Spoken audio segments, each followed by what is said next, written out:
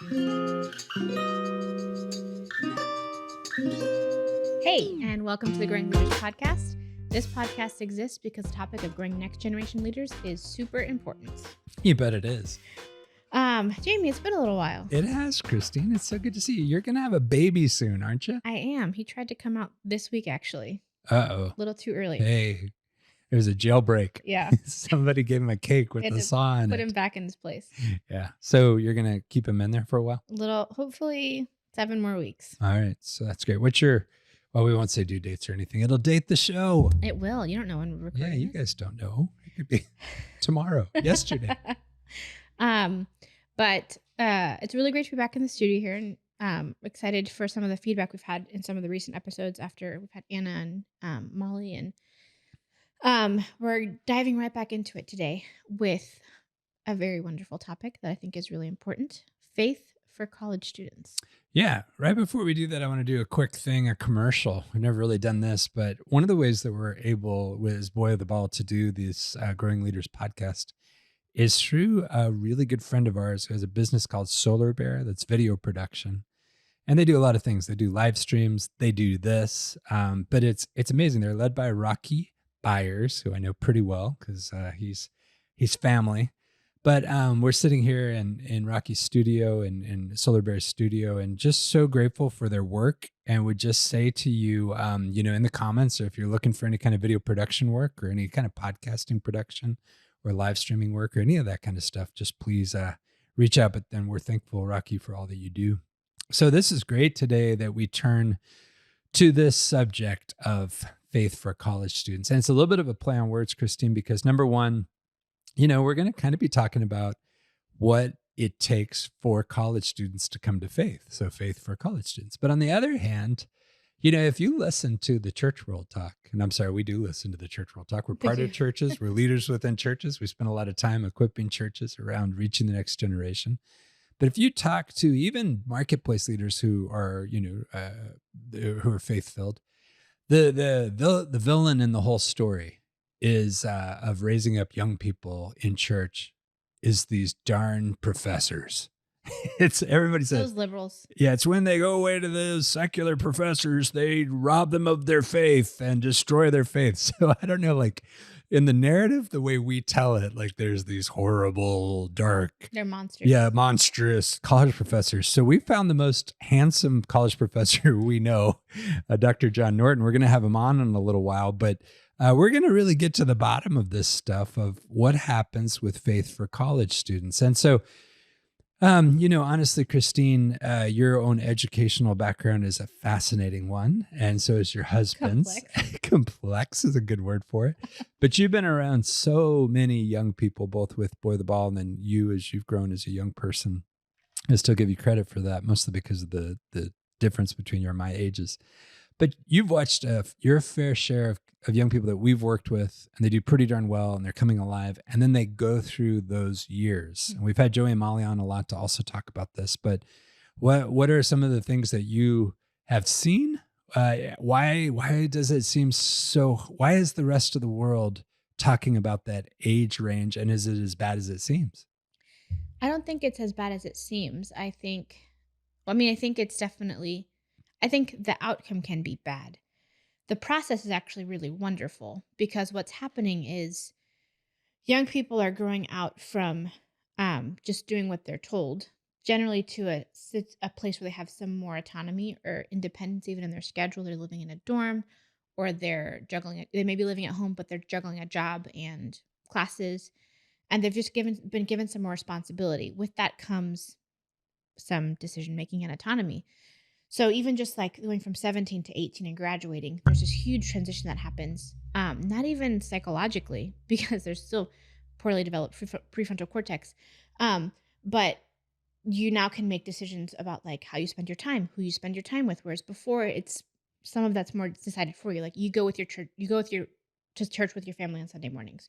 You go to youth group on Wednesday or Friday nights or Saturday nights, whenever it is, because that's the rhythms of your family's routine. Now you have to establish your own rhythms because you're responsible for getting to class and doing your homework and putting gas in your car and these different things. And it's where the journey becomes not just your parents' faith journey that you're along for the ride, but it becomes your own faith journey where you have to choose to go to a college ministry or you have to choose to show up to church on Sunday morning. And if you're far away from where your families are, you have to learn to build those rhythms and routines yourself Mm. in the midst of juggling all these other decisions. And so I think there's a lot of formation that should be happening before that, in that young person, but that's actually one of the biggest things that's happening. It's a lot less to do with professors, wooing young people away from the church and more like young people are just given all these opportunities and they have to start learning to make decisions, and they don't always make great ones because they've never had to make these kinds of decisions before. Yeah, your point is a very good one. I think the reason that we believe all of these things is because we ourselves are underdeveloped in understanding how young people develop. And then, second of all, understanding how faith develops. And so, the first thing you just said, it's so right. I mean, you kind of got to think about a little bit of like when you go bowling. And like the first stage is that they have the bumpers on the side for you, and they even And have the ramp. the ramp. It's like a dinosaur ramp that you Yeah. can send the ball down, you know? And so basically, until you're about 12 years old, you haven't even individuated as a child. You just see yourself as a part of the parent. And it's a little bit of the way the Lord does first the natural, then the spiritual. He teaches you how to listen to and obey a human parent to get the idea of how it works. But then you get to about 12 or 13, and a lot of parents really struggle because they're so used to their kids doing whatever they say and being these sweet kids who perform great for them. But then when your body changes and you go through that change, it's almost like a new person emerges that's built on the foundations of everything that's come before. But a lot of parents struggle, and I've been a youth pastor for 30 something years. A lot of parents struggle with the truth that they can't hold their 13-year-old accountable for things they said when they were 11. And even for Kathy and I, we went through that with our kids. So now you've got a 13-year-old. They are individuating. So for the first time, they're daring to disagree pretty Mhm. dramatically. They're daring to step out into things that aren't based on what you've said is right or wrong, but they're trying to determine that. So that's almost like, I don't know whether that's pulling the dinosaur out of the bowling alley or that's pulling the The bumpers bumpers. out. Probably not the bumpers. It's probably the dinosaur. But then you hopefully during that time somehow get to be a part of faith formation in that young person where they have a genuine encounter with Jesus that is so real that now they start to relate to him in the ways that they've learned to relate to you and respond. And you all of a sudden get to see where you stand with that young person when they, first of all, get a driver's license, but second of all, when they get a driver's license and they drive off to go away from Where they're home. going. And in that moment, you're right. You're not there to see them come home. You're not there to see how a bad decision can lead to a worse decision. You know, one night at a college party can change a kid's life forever. If they've never had to face things like, and you pray to God that kids are mature and don't face these things, but if they ever face something like alcohol for the first time or stuff like that, that can lower their ability to make decisions. Things can happen. And what you find is what college creates is a first round of decisions that can be mistakes. You can make mistakes. Everybody makes mistakes. But sometimes kids, because the faith with Jesus isn't real enough, they don't know how to come back to him and say, Lord, teach me. And they definitely don't know how to go back to their family at that point. And so then it starts to become, what would you say? It's like a snowball Mhm. and it can get really tough. And for many kids that I've known, that's where they've come to Jesus. I can think of so many young people that came to me and said, freshman year was horrible. Sophomore year, I met Jesus and stuff like that. But what I would say is that we don't lose young people to secular professors. We lose young people that we never had to the freedom of what you're talking about in college life. Yeah, and I think that's part of what I was trying to say too. It's where it's like it's not just their parents' faith or their family's faith, but when does it become their faith or their relationship with Jesus? And so for a lot of young people who do well in college, who are able to make some of the better choices and find a way to Jesus and further their relationship, there generally was that process in high school where their parents did a really intentional job of stewarding some of that young person's decision making, and that young person did actually come to know Jesus. And not just meet him at an altar call or when they were 5 years old, but really, really deeply come to know him because then they stepped into that decision making reality, having had a relationship with him versus just kind of being adjacent to him. But I agree with everything you've said. Yeah, we're gonna have John on in a minute, who we've kind of set up as the villain, and then we've kind of just defended him and put him in a great spot. Now he'll be much more happy to come on the podcast. Well, and I will say he is a leader in his church too. Yeah, that's true. It's Yeah. So, but as John comes on, one of the things that I hope we'll get to touch in what happens next, and if not, we'll touch after John steps away and we get to conclude, is honestly how young people do come to faith and how that really happens. And I think the thing that I'd conclude or at least preview for us all is that when a young person comes to know Jesus with their whole heart, soul, and mind, that's a pretty big deal. And you don't have to worry about anybody in those situations. Whatever they face, it'll just make their faith stronger. So are you ready for John? boy, am I. He's a little bit of a very handsome guy. I've often compared him to a Viking You because have? he's a tall guy. He is a good surfer. Hmm. So I think that should have pretty everybody at this point is Everyone should be pretty excited. curious. Yeah. All right, let's go for it.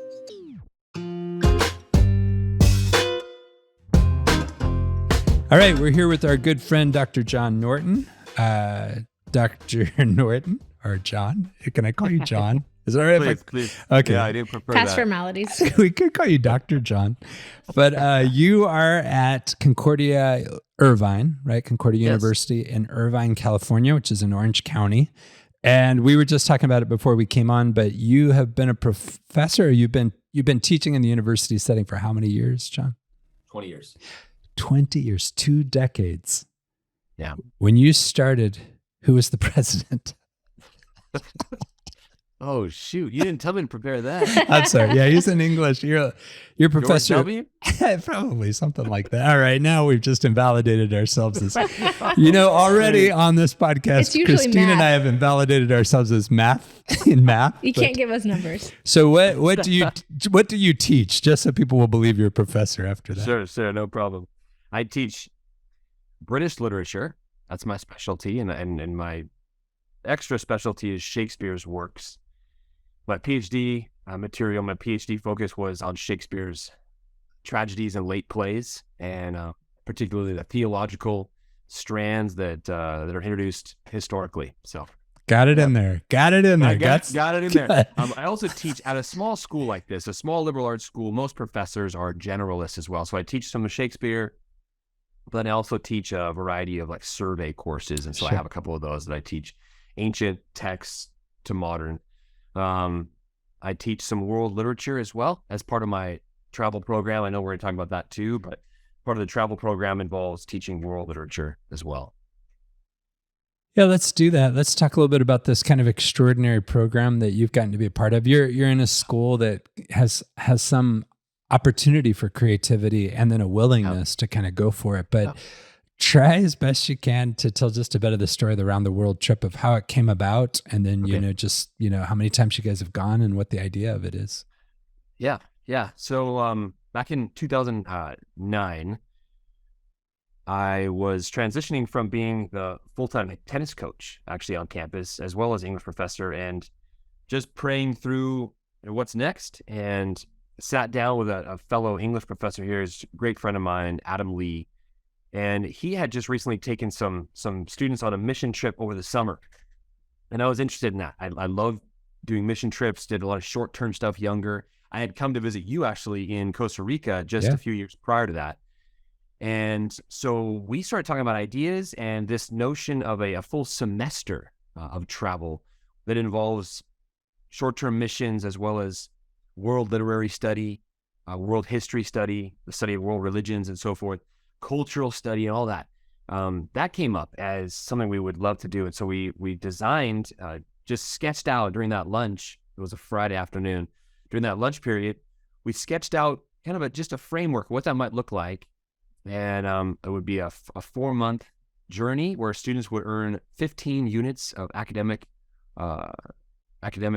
credit.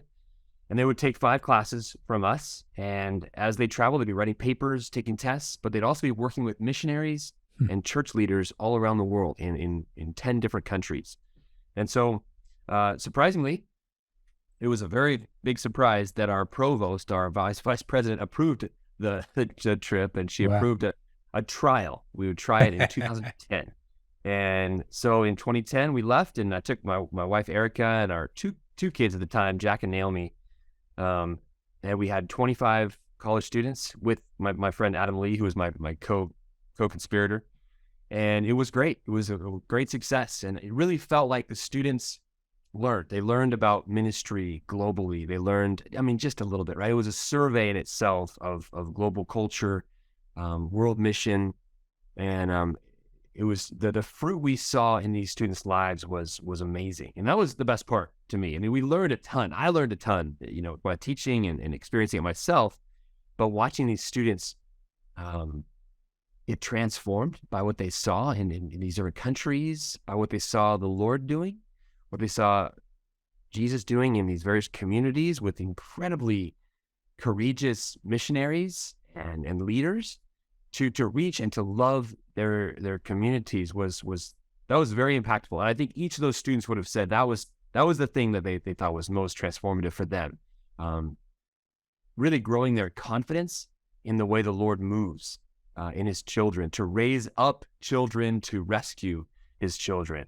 And we got to witness these heroic men and women who'd been raised up by the Lord to rescue, to teach, to serve their community. So, sorry, that was probably a little longer than you wanted, but that's been our program. We've been running that since 2010.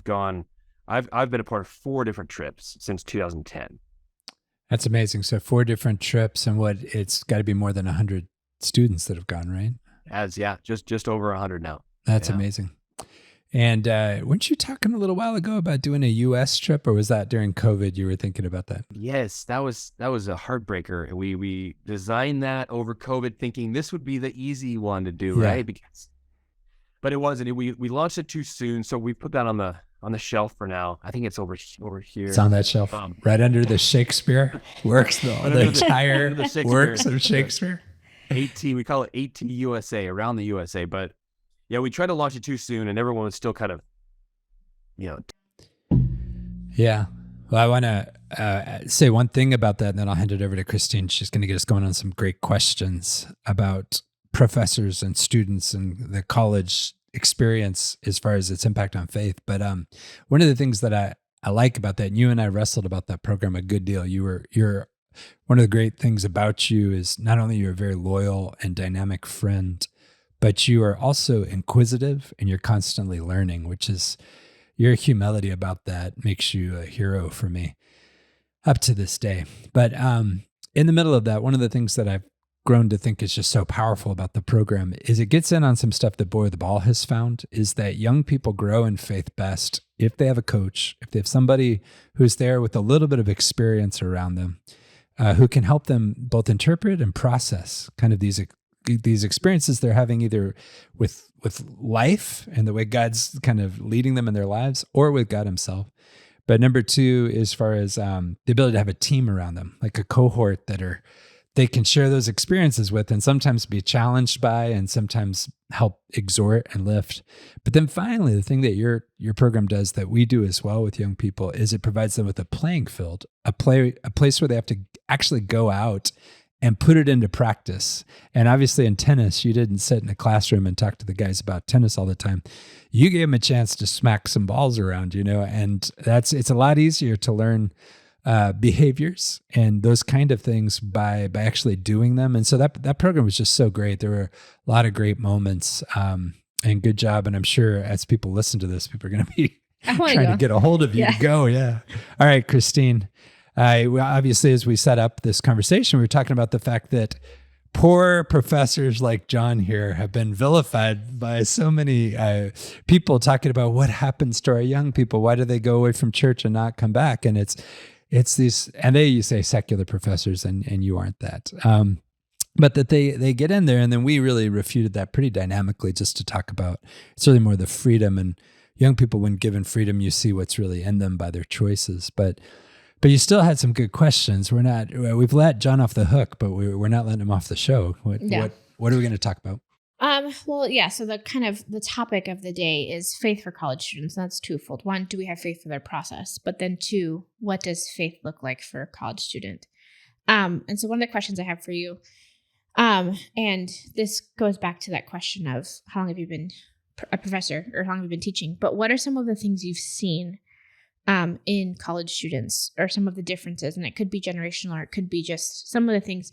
Like, what do you think some of the causes are from your perspective of like why a college student or a young believer, two-sided coin, walk away from faith in that pivotal 4 years from when they enter, oh, I'm a young believer, they graduate, oh, I don't have independent thoughts and God is no longer a part of them. Like, what are some of the things that happen in that time frame from your perspective or from what you've seen? And where have you seen it go well? And what are some of the differences? Okay, good. Yeah, great question. Well, I think one of the big things, and this seems kind of simple, but students leave, and we're talking about good students, right? We're talking about kids who have faith, who are involved in their churches in high school and their youth groups, and then off to college, and then what happened? Well, a lot of times they stop going to church. That just becomes kind of a thing. Oddly, even at a Christian school like ours, students come and there's a lot of fun things to do in college. There's a lot of activities. There's things that keep you up late at night, including great conversations with roommates and friends. And a lot of this stuff is wholesome, right? I'm not even talking about the unwholesome stuff. That's almost too easy, right? We don't need to really go there as much. I mentioned a few things, but it's these distractions, this fun. And so Sunday morning comes along and, wow, man, why would I get up and go to some random church? I love church when I go home, but it's just too hard and too weird to get involved in a new church in my college community. I think that's a big one. And I refute that, and I challenge the students that I work with to get plugged in to a multi-generational church. We have a church service on campus, and the guy who runs it is a great friend of mine, Quentin Anderson. He's a great guy.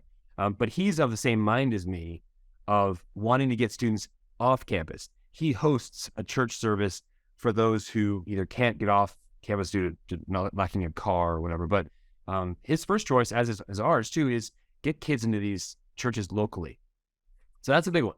They're out of a church community. They don't spend the time, and they don't feel motivated to get involved in a church community and have that discipline. A second one is, in college, you study a lot of primary sources. You study a lot of big books by famous thinkers. And while I would say, given my specialty in academia, the greatest thinkers are thinking from a Judeo-Christian standpoint. I mean, Shakespeare writes so much of Christ into his plays, but many of the great thinkers throughout history are not. Some of them are, they challenge views of the Judeo-Christian philosophy and worldview, and they don't recognize the preeminence of Christ and what he's done in our world. So these students are reading these texts and struggling with them in isolation. And that often is the case in a college setting. They're studying them in isolation.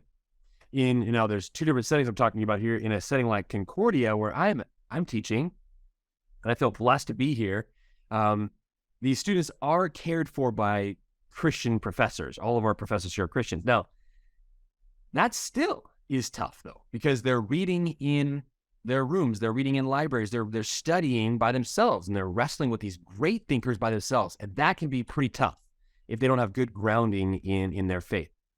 But you put that same student in a classroom with a professor who is antagonistic to faith, who is skeptical or perhaps nihilistic in her or his outlook, and then you have a double weight coming down on the student. You have a professor who's assigning material that is good and must be assigned to the collegiate thinker, but then you have a classroom setting that is antagonistic to faith and seeks to break it down. So again, putting these two elements together, you have a student in isolation, you have a student who's cut off from their home church and really a source of strength and knowledge theologically, and then you've got a recipe for disaster right there. Now, I haven't even mentioned the other things that happen at a lot of big schools. Dorm life can be very antagonistic to morality as well. So a student who is, who's being challenged to compromise themselves in dorm life, that can add another layer of difficulty as well. Those are great answers. Christine's going to grab water real quick. Christine's about to have a baby. We give her whatever she wants. Whenever. There you go. I love what you said because, first of all, the whole idea is they're forming into community for sure. They're coming in, and in a way, it's the first time that students are getting a chance to form community that's theirs. It's organic for them. And in that moment, welcome back, Christine. In that moment, that community that they're forming isn't around Jesus. And many times it can be outside of Jesus. Because, Yes. and a lot of times, I mean, I saw this even at times in our kids. A lot of times it's just around the newness of getting to stay up really late playing video games till 2 a.m. But it's forming without the axis being Jesus. And that one just makes it harder, because faith is something that is, it's very much like anything in a garden. It's something you water and you cultivate. But if you create toxicity for it, we're humans, and that's not easy. So young people put themselves going uphill on that one. But then the other thing, I think, one time I'm on my way to a men's retreat in a few hours, by the way. But Nice. one time I went to a men's retreat, and the first thing the guy said is, he said, people are either looking for a way in or a way out. And I think then you're right, when they start to study some of the famous thinkers and some of the ideas that are challenging, that can really strengthen faith. And, we're not letting you preach Shakespeare today and go on and talk about the power of God in Macbeth or anything. But for a lot of people, they can read that stuff and it actually turns them to the Lord. It did for me. I remember I said in colleges, I went in, I said, I just met Jesus. And I said, I want to read everything I can read, and I need you to show me how you're real and bigger than it. And he did. I would, in my notebooks, I would have what the professor said, and then I would have what Jesus was saying to me over to the side. Like so, that. but if you're looking for a way out, you can get it pretty easy in some of the ideological pieces. And then the third thing you said that I think is true is there are the antagonistic professors and peers. And if I'm a young person sitting across the classroom and I'm looking for a way out, but you seem to be doing well in faith, it behooves my conscience and my sense of guilt and shame to try to pull you down. And I was an atheist for a lot of years, and I did everything possible to destroy young people's faith. And I was waiting for somebody to stand up to me to push back. But I think for so many, rather than there being pushback, there's a falling in at times. And we haven't talked about what you went ahead and cleared us of talking about at the beginning, which is the predatorial forces, which is the 21-year-old guy seeing the brand new freshman girl coming in, who for the first few weeks can say, hey, no, this is what I believe. But after a while, it's hard. So yeah, I think you did a really good job of outlining that. You're back. What did you think of all that, Christy? I thought it was great. I think it highlights, it highlights like a process or a trajectory, probably for every student entering college. And really what you come in with is so important, at least from my perspective. Like if you come in already questioning a lot of things, you're unsure, like God's real, but who is Jesus and who is he to you? Or does he really care what you do on a Friday night or on a Sunday morning? Mm-hmm. Oh, I don't have to be, Jesus knows I love him. I don't have to go to church on Sundays. I've done everything else great for so long.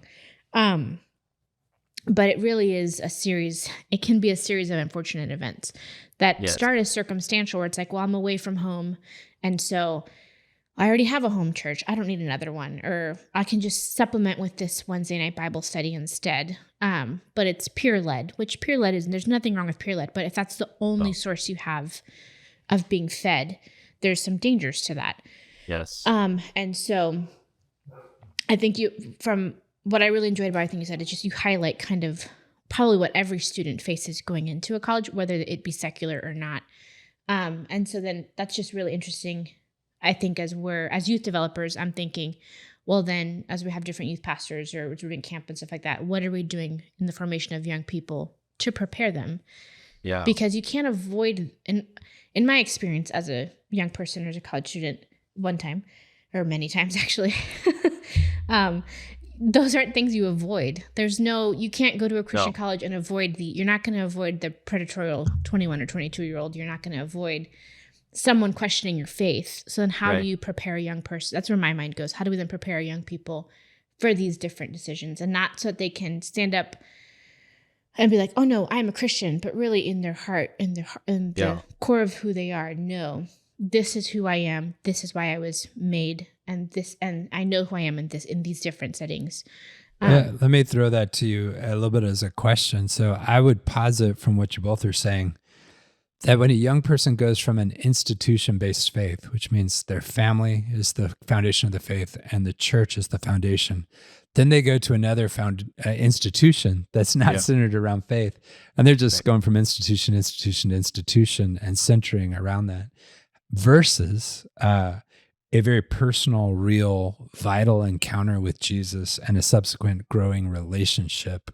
That if they have that, then they go into the valley of the shadow of death, and actually the challenges are like a guy working out in the gym. So I can say all that as a guy who's been a youth pastor on my side of it and a missionary. But John, for you, both with your kids and as an elder in the church there at Saddleback Covenant, woohoo! That's right.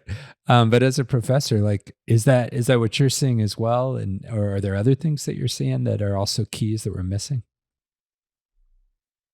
I think you're hitting it. Preparation. So what does that preparation look like as a young person moves from high school to college? I was just in a conversation with some friends about this. And in part of this idea comes from a book I just finished by a guy named James K.A. Smith. His book's called How to Inhabit Time. How to Inhabit Time. Excuse me. And so one of the things he says is knowing when we are. So we talk about knowing who you are, but he talks about knowing when you are. Knowing what season you're in is very important in terms of your preparation, in terms of how you hold yourself, in terms of what you're doing and what you expect of yourself.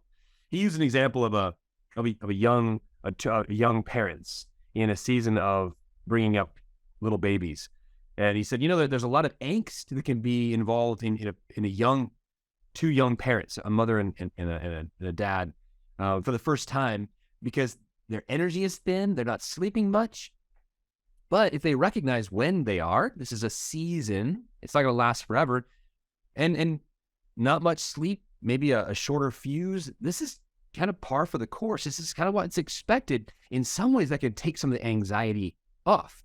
So for a young person to realize that they're entering a whole new organization, as you put it, a whole new world that is not circling around Christ in the same way their family and their church, their home church, operated.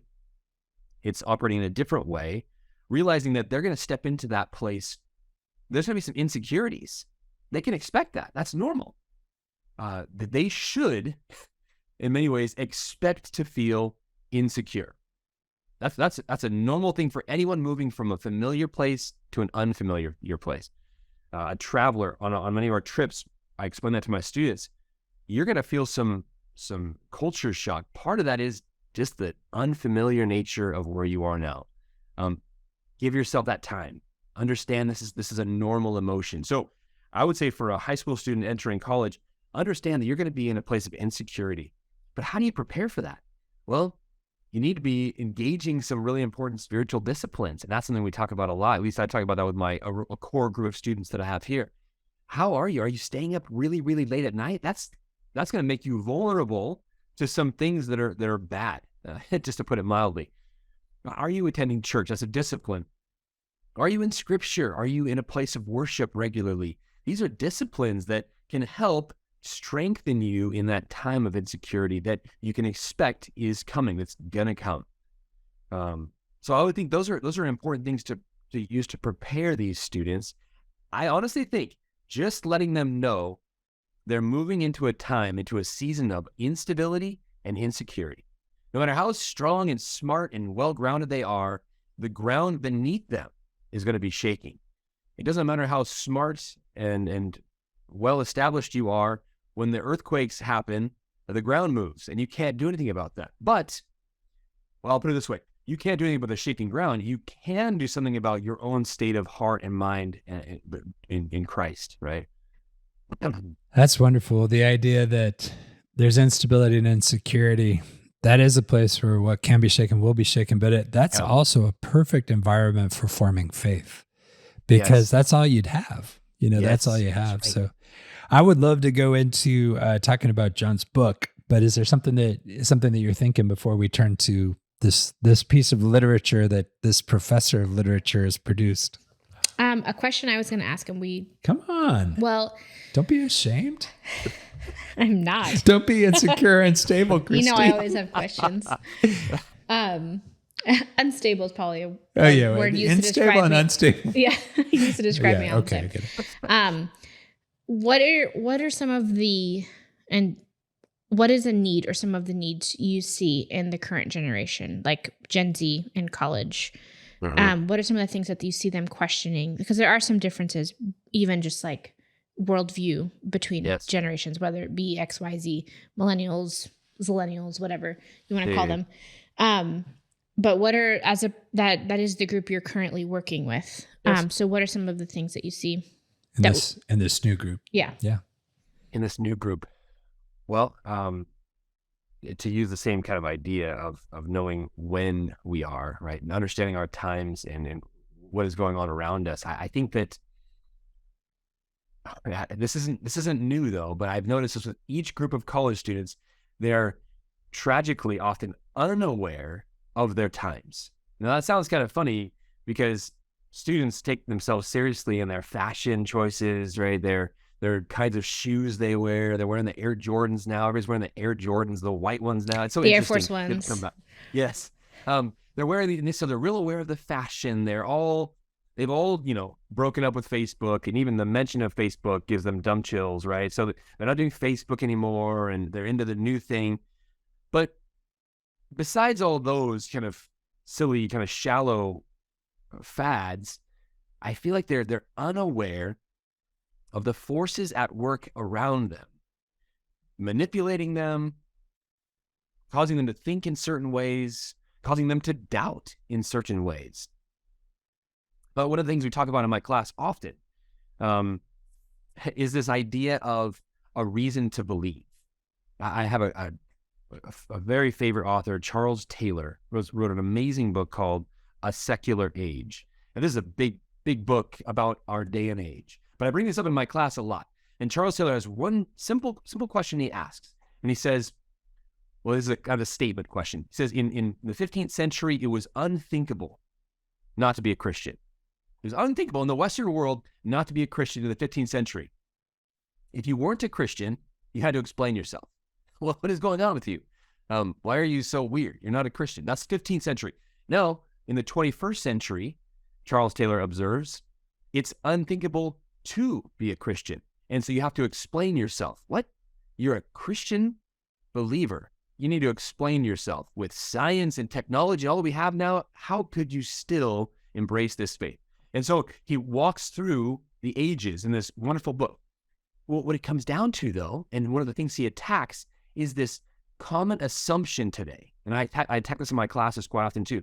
This common assumption that is very new in human societies is this confidence in a scientific approach to life and reality. Now, you could say, well, it's new because it's scientific and we have the answers to so many things. Well, in truth, we don't. We have a scientific method that allows us to measure and to put numbers and formulas around ideas, but that doesn't solidify our hold on truth in any way. And so the students are walking around with this sense of confidence in science and technology and the material, when in fact, Charles Taylor, as he observes, there is no more reason to have confidence in our scientific method today than we had in the 15th century. But the common perception, and it's nothing more than a perception, is that we have to doubt anything transcendent and exchange it for everything immanent. He uses that term immanent, which is kind of material, physical, measurable, and so forth. So I think that's a big one for our students. What confidence do they have about the influences around them? What awareness do they have about the influences around them? And why are those forces influencing them and coming after their attention? And as James K. Smith says, they're enchantments, right? So the culture around us is very interested in what we're enchanted by. And he has a great phrase, choose your enchantments wisely. That's James K. Smith. I love that. Choose your enchantments wisely, because the culture around us is very interested in what we're interested in. They're very interested in what we're putting our attention in, what we're putting our focus on. So between those two things, I feel like students are tragically unaware of these forces. I think you and I are the weirdest people in the world. I almost reached over. I can't quite reach my backpack, but I've got Charles Taylor's A Secular Age in my backpack. I'm just kidding. Oh. It's huge, and I'm just Nice. carrying it around. He carries around bricks. Yeah, everywhere it's he a goes. brick. But It is. you know, you're absolutely right. And I had this conversation with a young engineer the other day, just to say, you of all people are a scientist, and you understand what's required to design an experiment to be rigorous. And you watch, like in college psychology classes, they do a 2-year study where they get 100 students and then 100 students, and half the group, takes an aspirin and the other half takes a sugar pill, and it takes so long to even take. And I just said to him, I said, science it can work. But it's a small ruler in a huge universe. And I said, Nice. better than anybody that in order to control all of the variables, to create an experimentally designed laboratory to deal with something like how the earth was formed or what would bring peace to your own heart. Right. You as a scientist better than anybody would have to say, this would take significant work. But you're right. It's as if of all of the authorities that remain, according to Taylor, the only one that gets any credence is the scientific, but it's a group of people who aren't applying science to anything. Right. So it's misplaced. So we're going to geek out here because you and I are that way, and you're my friend. I think like this that is metaphor, small ruler in a huge universe. That's a great way to put it. Well, real quick, what's the title of your book? And we're in it, so we love it. But what's the title of the book, and how do people get your book? Because they'll want to after hearing you talk today, John. The book is called Around the World Family. Hmm. And the text, it's a series of memoir essays, personal narrative essays that just describe many of our adventures around the world over the last 10 years. And sometimes my little 2-year-old takes center stage. In some of the stories, he is quite the hero. And sometimes my wife takes center stage, and sometimes it's my own floundering in culture that takes center stage. And typically for these stories, I realized this after I put the collection together, there's this kind of common theme of me having an assumption that is a false assumption, and I run with it, and then I realize, oh, this is a false assumption, but I've already run quite a ways. I've already walked for several days in this culture, in this community, and realized that I'm holding on to some ideas that are not right. And so they're adjusted by really kind local folks, people that have been our hosts in these different cultures, and they come alongside and help me correct my vision. So it just seemed like that. I realized that afterwards that each story is about me having a dumb idea or a dumb frame of mind, and that it's corrected by some disaster, or in the best cases, by some great heroic local who says, well, let me explain what's going on here. And all of a sudden my vision is cleared by the help of a friend. Sometimes it's a help of a stranger too, but they're stories that are dear to my heart. I started writing this book during COVID. My wife, Erica, had been on me for a long time to write a book about our adventures. I could never really figure out where to go with it. And over the last 10 years, I've been invited to speak about these trips, and I'd share these individual stories, these anecdotal experiences with the sisters of the missionaries of charity in Calcutta, India, the church in Athens, led by Pastor Yotis Kazantarsis, who has planted a church in the anarchist district in Athens, one of the most famous anarchist capitals in all of Europe. Is right there in Athens, and they planted a church called Urban Chapel in that enclave. And things we learned there, things we learned walking with your team. Actually, I love the chapter following you into the heart of San Jose, Costa Rica, and meeting some of the young ladies who'd been really trapped in prostitution by several different circumstances, and the hope that came about through your interactions in Boy with the Ball in that community of young ladies. So these are stories that are very personal.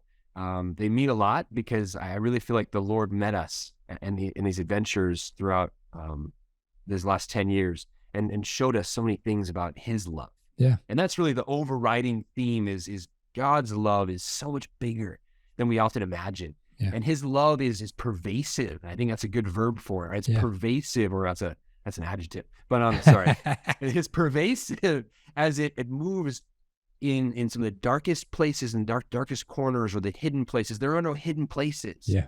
God's love is moving, and it's pervasive. He wants to rescue his children, and he's doing that.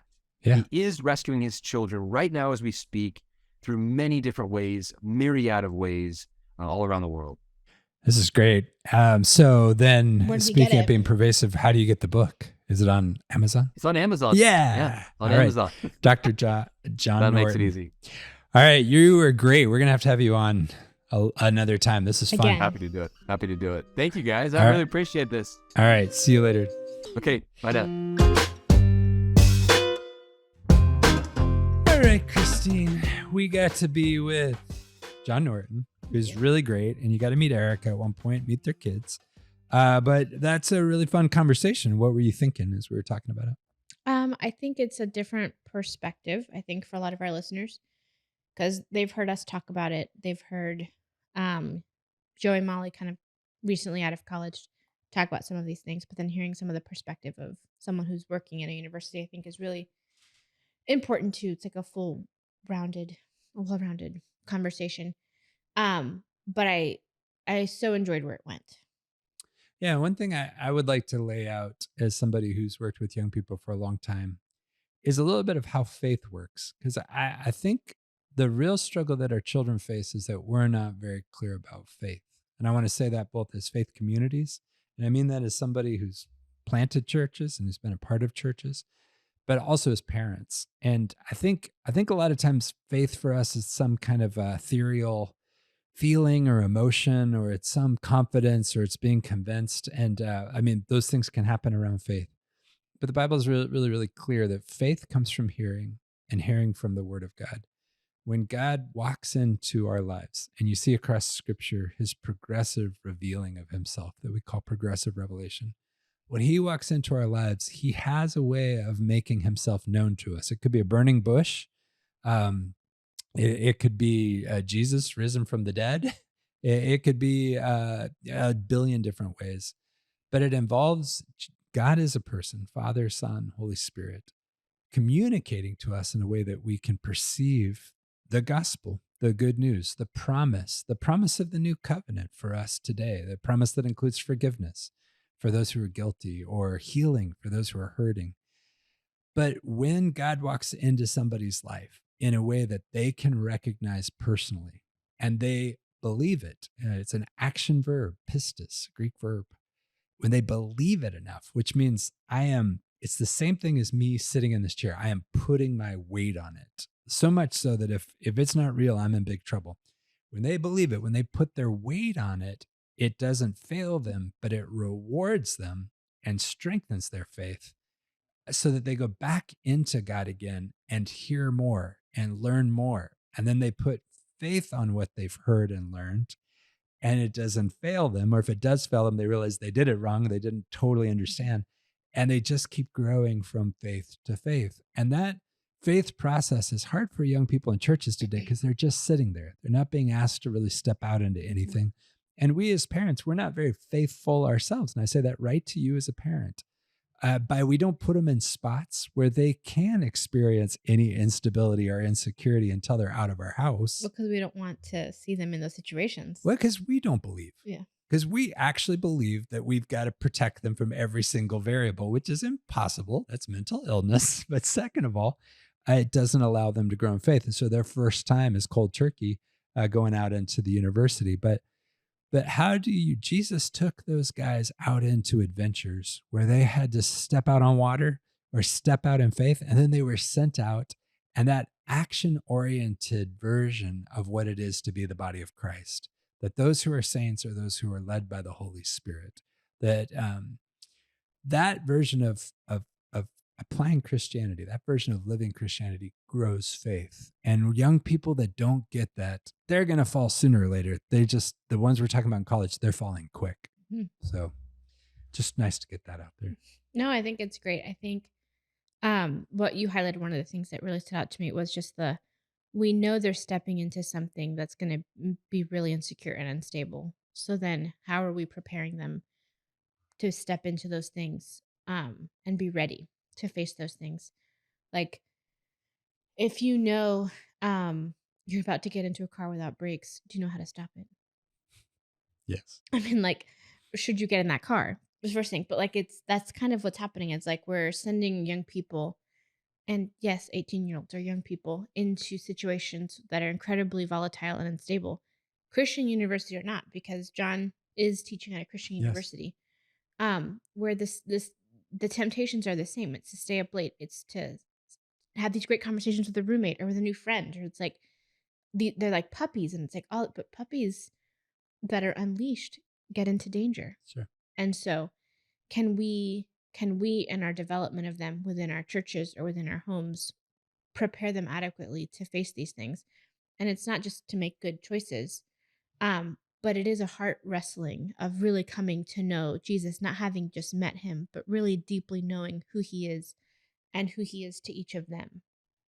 And I think exactly to your point, they are going to make mistakes. In fact, they have to. And if any of you are listening to this and you haven't made mistakes, you're lying. He who claims to be without sin is a liar. So they're going to make mistakes, but we're so performance oriented. We're a little bit of helicopter parenting. We're constantly leaving our kids all day while we go to work, but then building them up and telling them they're perfect. And then they go and they make a mistake, and the shame and the guilt, and then not having learned to access and believe in and experience the forgiveness of God. Blessed is he whose transgressions are forgiven. They just start to snowball. They're going to make mistakes. We took Joshua, our oldest, to University of Texas, where he started. And University of Texas is like one of 5 mega universities, like University of Michigan, where Hollywood producers show up with their new movies because it's a cultural epicenter. And Johnny Depp walks around, and underneath the student union, there's a bowling alley that's open all night, and it's like dollar frames or stuff like that. And I really, Joshua was there to study quantum physics, but the cruise ship dynamic of it all, just off he went. And for Nina, it was less college. It was much more just going away to a work environment. And then Joey, it was going away to the University of Georgia and even did a semester at Oxford. All 3, I'm sorry to say this, guys, on air, but all 3 made mistakes. And honestly, it was the mistakes and the recovery from them that allowed them to encounter God, those that really had deep encounters with God. So they're going to make mistakes. There is absolute instability and insecurity, but Jesus is Lord and he's good. And they're going to have to get a hold of that. I think you nailed it. I think we nailed it. Exactly. Oh my gosh, we're going to have to get off the air. Christine is sick. It's the baby's coming now. That's not true. But before we are off air completely, we have the Love Your City conference coming up. It's going to be June 2nd through 5th. June 1st through 3rd. Exactly what I said. June 1st through 3rd. And this is for if you are somebody who loves and follows Jesus, if you are a leader within a church, for sure. If you work with young people or want young people to be around, if you're a marketplace leader and young leaders themselves. If you have listened to any of the previous episodes and are excited by any of this content, then the conference is for you. Come on. And so you can go into boywiththeball.com and root around for the Love Your City conference or Love Your City Con, and we'll be excited to have you so we can continue this conversation. Yes.